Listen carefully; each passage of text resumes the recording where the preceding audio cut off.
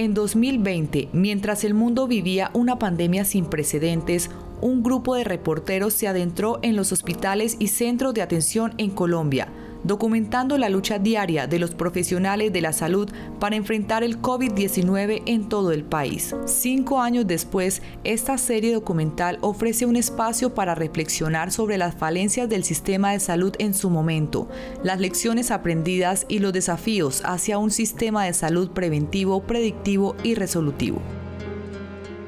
Las salas de urgencias siempre han sido un termómetro de cualquier sistema de salud.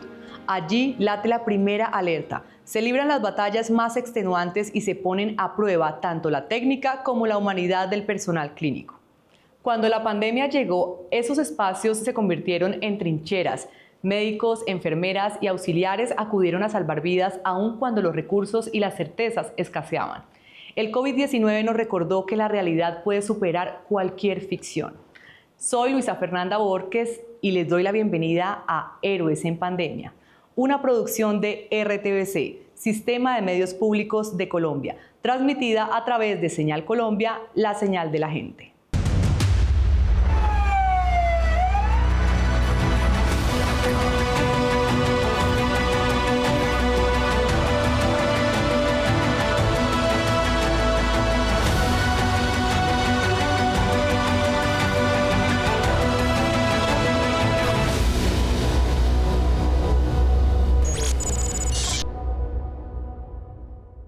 Hoy conoceremos la historia de dos profesionales que encarnan lo mejor en el servicio de urgencias. El doctor Andrés Acevedo Solera, intensivista costarricense que dedicó su vida a formar nuevos talentos, y la enfermera Elsie Concepción del Hospital de Suba, protectora incansable de colegas y enfermos por igual. Ambos vivieron para servir. Sus trayectorias nos recuerdan que la vocación auténtica no conoce límites.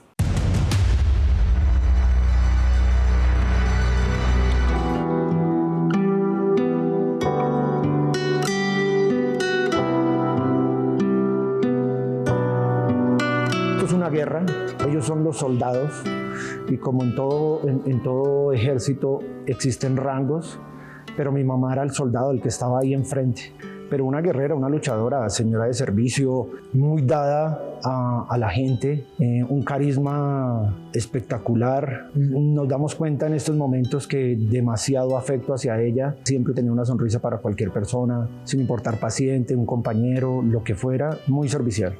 Han sido 10 años compartiendo todos los turnos con ella, turnos de 12 horas. Entonces uno crea lazos más de familia. Era la mamá del servicio. Siempre uno le decía con cuidado. Y decía, si hay que trabajar, hay que trabajar. Inclusive en las noches donde eran violentas y llegaban muchos heridos, ella atendía y se metía a hacer curaciones, reanimaciones, lo que fuera. Siempre fue guerrera y fue ejemplo para todos. Siempre estuvo en urgencias, por ende era quien recibía al paciente y el riesgo era latente. Los casos se venían incrementando, ya eran todos los días, llegaban y llegaban y llegaban. Ella nunca sintió temor, por el contrario quería seguir ayudando a la gente en su vocación de servir. Cuando empezó esta batalla con este mal, ella decía que era preocupante, pero que igual tocaba hacerle. De pronto ella no se preocupaba tanto por su salud, sino por todos nosotros. Y siempre tuvo la certeza de que Dios iba a estar ahí con nosotros. El miedo inicial era de llevar ese virus a nuestras familias. Esa era la preocupación. Cuando empezó el brote, empezaba a consultar uno, a consultar dos.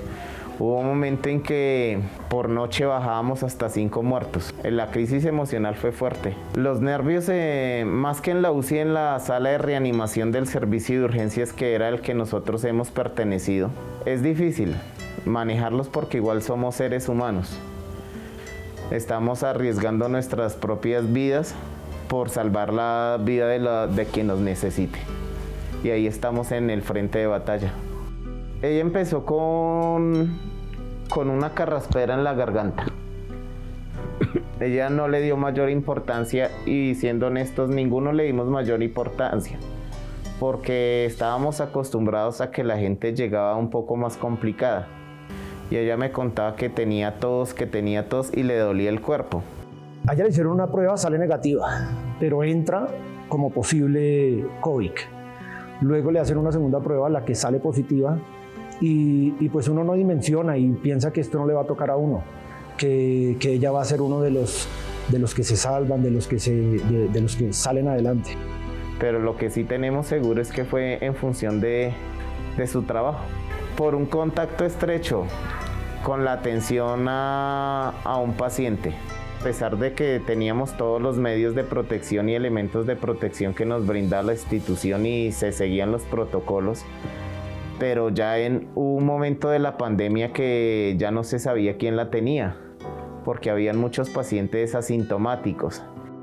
Yo la recojo en su casa, me dice que está muy enferma y la llevo a urgencias del hospital de Suba, donde trabajaba para que estuviera mejor el proceso. De ahí ella ingresa el día miércoles, la atienden su urgencia y la regresan a la casa. El viernes me llama y me dice que no puede, que estaba mal del tema respiratorio. La vuelvo a llevar a urgencias y de ahí ya se queda. El sábado la trasladan al hospital de Simón Bolívar y ahí ya queda. Pasados 8 días, ella me comunica, ella me llama y me dice que la van a ingresar a UCI, muy preocupada. Le digo que tenga paciencia, que si es lo mejor, que no pasa nada, que la van a atender bien, que están sus compañeros. Estaba la opción de que no trabajara más en esto. Yo le dije, madre, pensémoslo bien, ya hay mucho riesgo, es hora de tomar una decisión, porque la decisión de salir era ya jubilarse. Entonces estábamos en eso. Ya habíamos hablado el día que la llevé a urgencias, tomamos la decisión de que salía de urgencias y enseguida se retiraba.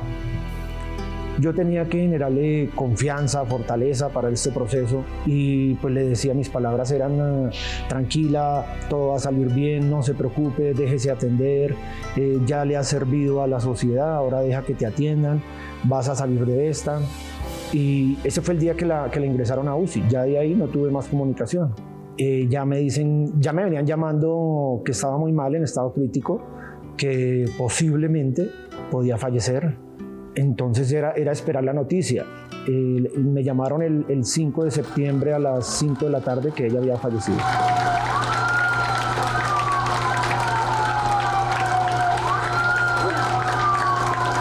Yo quería que ella se fuera con todos los honores que pudieran haber. Entonces empecé a organizar todo el evento y junto con mi equipo, con el grupo con el que trabajamos, empezamos a organizarnos. Porque yo quería que ella se fuera como lo que era, una heroína de la pandemia, de este virus, de lo que está pasando. Y que no se fuera como uno más. Ella ofrendó y entregó su vida por lo que amaba, por salvar vidas, por la gente. Mi mamá dio la vida por sus pacientes, por su vocación y lastimosamente pues este es el desenlace. Es una más en la lista y las familias son las que pagamos esto. Me enorgullece el saber su profesión, el entenderla hoy, que ya me toca vivirla más, el haber estado del lado del paciente. De estar pendiente de la atención, muy agradecido con sus compañeros porque sé que dieron lo mejor por ella. Y pues el triste desenlace es que ya no está con nosotros y somos los afectados. Este virus me dejó sin mi madre, dejó a un nieto sin su abuela. Ya no podremos compartir, no podremos, mi hijo no recibirá las caricias de su abuela, los detalles, nos dejó solos por este maldito virus. Y nosotros vamos a seguir como un homenaje a ella, como un homenaje a todos los que han caído por esto y por la misma gente, porque amamos lo que hacemos, amamos salvar vidas, a pesar de nosotros exponer nuestra propia vida. Andrés Acevedo Solera creció entre vocaciones médicas y una profunda sensibilidad por la vida. Se unió a la Organización Mundial Médicos Sin Fronteras, que asiste a personas en situación de amenaza y exclusión de la atención médica.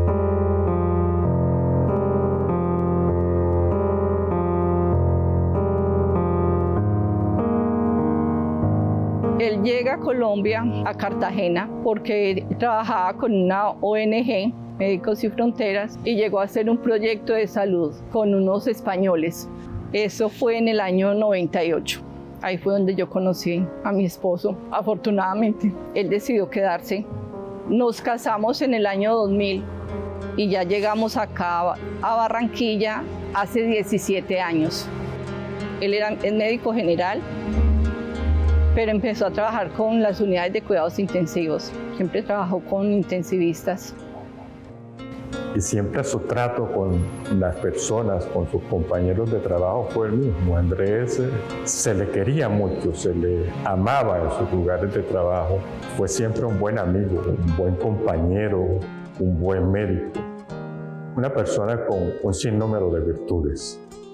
Trabajó en varias clínicas, en la Clínica de la Costa, la Clínica del Sol y en el Hospital Universitario del Cari. Fue una persona que muy querida, lo quiso mucho la gente porque él formó muchos internos allá, les daba, pues explicaba mucho. El doctor Acevedo no solo brilló como intensivista clínico, sino que dejó una profunda huella como médico universitario y formador de futuras generaciones. Para muchos estudiantes de medicina, el encuentro con él fue determinante. En la unidad de cuidado intensivo del Hospital Universitario Cari, fue el mentor, guía y ejemplo de lo que significa ser un médico comprometido con el saber y con los pacientes. Lo conocí en mi internado en el Hospital Universitario Cari S. Yo llegué pues como interno con la expectativa de aprender y me lo encuentro él en la unidad de cuidado intensivo, un tipo supremamente dedicado a la investigación y a sus pacientes, un carisma enorme, y yo veo en él un referente de lo que es el auténtico médico, un médico excepcional. Entonces trabajar con él fue una experiencia maravillosa, primero de haber sido su alumno, después trabajar con él en las unidades de cuidado intensivo ya como colega, no como su estudiante. Entonces esa experiencia fue fenomenal. Ellos siempre trabajaban por turnos, todo era por prestación de servicios en otras clínicas. Él trabajaba en la unidad de cuidados críticos en las mañanas, aparte de ahí hacía turnos de noche en la clínica CEOSAN y en la clínica La Victoria. Ya se estaban como escaseando los médicos, ya había unos que estaban aislados. O sea, hablábamos, me decía que sentía como cansado porque él venía haciendo muchos turnos. Él empezó como una gripa normal. Ese día yo le decía, amor, yo te veo como mal, amor, yo te siento mal. Me dijo, no, amor, yo no me puedo dar el lujo de faltar, no me puedo dar ese lujo. Y él allá en la clínica ya lo notaron con dificultad respiratoria y fiebre. Y ahí me llaman, me avisan a mí que se había puesto muy mal. Y finalmente se ubicó en una de las clínicas de la ciudad donde se dio el manejo que necesitaba. Todos estuvimos muy pendientes. Yo estuve liderando la información que partía de esa unidad de cuidados intensivos hacia los demás médicos y hacia su esposa. Él duró 10 días allá en la clínica del Prado. Él estaba respondiendo al principio al tratamiento, le tenían una máscara de reservorio y él todo el tiempo estuvo consciente, todo el tiempo él mismo se monitoreaba, pues hablábamos, le decía que ánimo, que yo sabía que él era un guerrero, que él era muy fuerte, que íbamos a salir adelante. Estaba estable, mi mamá, me decían que lo iban a pasar a habitación, que era muy fuerte, pero ya después se fue complicando. Lo intubaron y cuando yo llego para mí fue una sorpresa verlo así porque yo decía, él va a salir, él solito le hace su ejercicio respiratorio y él va a salir, pero no, ya estaba muy cansado. Ya tocó proceder pues a la intubación. Yo le decía que luchara, que él iba a salir de eso y él me decía que no, que él estaba seguro que ya de esto no iba a salir. Y ya el especialista se comunicó conmigo como a las 12 del día del 2 de julio y me dijo que ya el riñón le estaba fallando, que no me daba muchas esperanzas. Entonces yo le decía que no, que la última palabra la tenía Dios. Por la noche, como a las 7:30, el doctor Francisco Ayola fue el que me llamó y me dijo que había muerto. Súper duro, porque queda uno, saber que no pudo estar con él ni nada, le queda a uno muchos vacíos, mucha tristeza. Aprendí muchísimo de él, mucho me enseñó. Él le gustaba mucho dedicarle tiempo a su personal. Fue muy bonito trabajar con él, muy bonito. El doctor Andrés me enseñó a tener carisma, a tener pasión, a tener amor por todos los pacientes y a la investigación, ¿sabes?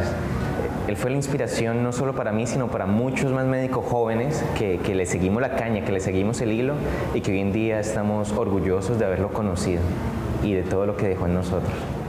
Y que la verdad para nosotros es un orgullo muy grande haber estado con una persona tan linda, tan incondicional, y dar su vida por los demás. Muy bonito eso. Sí, eso quedará los recuerdos en el corazón. 17 años.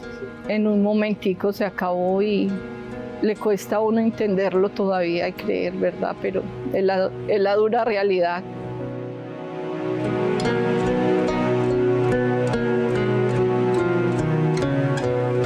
El doctor Andrés Acevedo y la enfermera Elsie Concepción fallecieron mientras cumplían con su deber, permaneciendo al lado de sus pacientes en los momentos más críticos de la pandemia. Su compromiso profesional continúa inspirando el trabajo diario en cada sala de urgencias. Al evocarlos, reafirmamos nuestro propósito de honrar su legado y de convertir su ejemplo en mejores condiciones para quienes hoy cuidan de la salud de Colombia. Pues Andresito era un hombre muy especial, era muy buen esposo, muy dedicado a su trabajo. Él hacía pues varios turnos, se ganó el cariño de mucha gente de allá de Barranquilla, porque era una persona que enseñaba pues lo que él sabía, amaba su profesión. Y no, pues era súper buen esposo y muy dedicado al trabajo. Eso empezó y yo le decía a él, ay, qué susto, amor, ese el COVID, mira.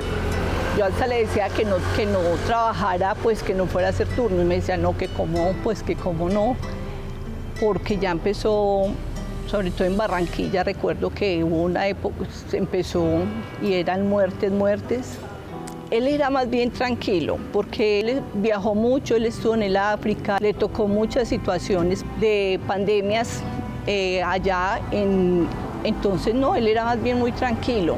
Sí decía que sí, que se veía pues la pandemia muy complicada, pero no, él así todo seguía sus trabajos, seguía sus turnos muy seguidos. Y bueno, hasta que le tocó, que le dio a él el 25 de junio. Uno queda con ese vacío, obviamente, de su esposo, de que sobre todo que éramos los dos, como digo yo, él y yo y él, pues no tuvimos hijos. Y bueno, pues se siente uno como esa soledad, esa tristeza. A ellos, todos los que morían, les dieron un bono por 10 millones de pesos. Aunque Colombia evitó el colapso total de sus hospitales durante la emergencia por COVID-19, el costo fue enorme. Jornadas extenuantes para el personal de la salud y una mortalidad desproporcionada entre las poblaciones más vulnerables. Este capítulo nos recuerda que el sistema sanitario del país sigue orientado a reaccionar cuando ya es tarde, en lugar de priorizar un sistema de salud preventivo, predictivo y resolutivo. Fue una perspectiva de la salud muy limitada a sobrevivir, ¿no? La salud tiene que ver con otras cosas, tiene que ver con poder ver a la gente que tú quieres, tiene que ver con poder salir al parque, poder ver la luz del sol, ¿sí? Las personas más pobres que viven del día a día, una situación complicadísima económica, ¿sí? Mucha gente se quebró. Me parece que hubo demasiadas restricciones y que a veces fueron un poco excesivas. Es muy complejo y al contrario me parece que si lo pongo en una perspectiva histórica, el manejo fue muy adecuado y creo que deja grandes lecciones sobre cómo manejar la situación a futuro, porque va a seguir pasando. Y en la medida en que cada vez haya más tala de bosques y haya más interacción con otras especies animales y haya más disrupción de ecosistemas, más vamos a ser proclives a nuevas pandemias. Lo que más me llamó la atención a mí del escándalo de la corrupción en pandemia fue la forma como el gobierno Duque cerró las posibilidades de información y los famosos contratos, convenios y contratos confidenciales. Es una cosa asquerosa. Pero lo que más me sorprende es el tema de los mercados. La forma como muchas gobernaciones, alcaldías, etcétera, la nación, a gente que no tenía que comer, pasaban las libras de chocolate de 18.000 pesos, digamos eso, porque hasta con eso se juega. Entonces sí, eso fue para mí muy sorprendente. El problema es el sistema, y el problema es que los actores principales del sistema somos nosotros. El gremio de la salud, la enfermera, el auxiliar de enfermería, el médico, generalmente sobre nosotros recae el peso de las decisiones, ¿no? Y estamos limitados desde todo punto de vista en cuanto a la atención al paciente. Las condiciones se deterioraron en pandemia, que a muchos se les bajaron los sueldos, ¿no? Y definitivamente, como la primera línea de atención eran médicos, enfermeras y demás, pues todos tenían que salir al frente a hacer pues como la carne de cañón para el virus, ¿no? De hecho, la saturación laboral ha sido a lo largo de la historia, digamos que un pan común en el gremio, ¿no? Tenemos malas condiciones laborales. Los contratos son por OPS. Para llegar a fin de mes, un médico tiene que sí o sí trabajar en varias clínicas, porque un salario no es justo, no le sirve para tener a los hijos estudiando, pagar el arriendo, porque casa, ¿de dónde? Mi papá es médico general y le pagan, bueno, ya dejó de ejercer, pero hasta un punto le pagaban 26.000 pesos la hora. Supongamos que en una hora vea, no sé, 10 pacientes. ¿A cuánto sale? A 2.600 pesos paciente. Entonces, realmente no entiendo por qué la comunidad en general cree que el médico tiene un buen salario y demás, y no, digamos que la contratación en el gremio de la salud es deshumanizada. Dentro de la fundación, uno de los casos es de un médico que ejercía particular y que no cotizaba salud y pensión. Y falleció y la familia pues no pudo acceder a una pensión, ¿sí? Y digamos que es el pan de cada día, ¿no? Yo creo que el que ejerce medicina por fuera del sistema difícilmente puede acceder a una pensión, ¿no? Y de hecho dentro del sistema tampoco, si trabajan por OPS, pues ¿qué hace uno ahí? Las salas de urgencias son mucho más que espacios físicos, son el umbral entre la vida y la muerte. Mejorar su infraestructura y proteger a quienes trabajan en ellas no solo es un reto técnico, es un acto de justicia. Honrar la memoria del doctor Andrés Acevedo y de la enfermera Elsie Concepción y de tantos otros exige que aprendamos de esta crisis y transformemos nuestro sistema de salud para que la prevención y la dignidad sea la norma, nunca la excepción. Cada semana les traemos una nueva historia de heroísmo médico, un encuentro que nos confronta con el pasado, el presente y el futuro de quienes lo dieron todo para salvar nuestras vidas.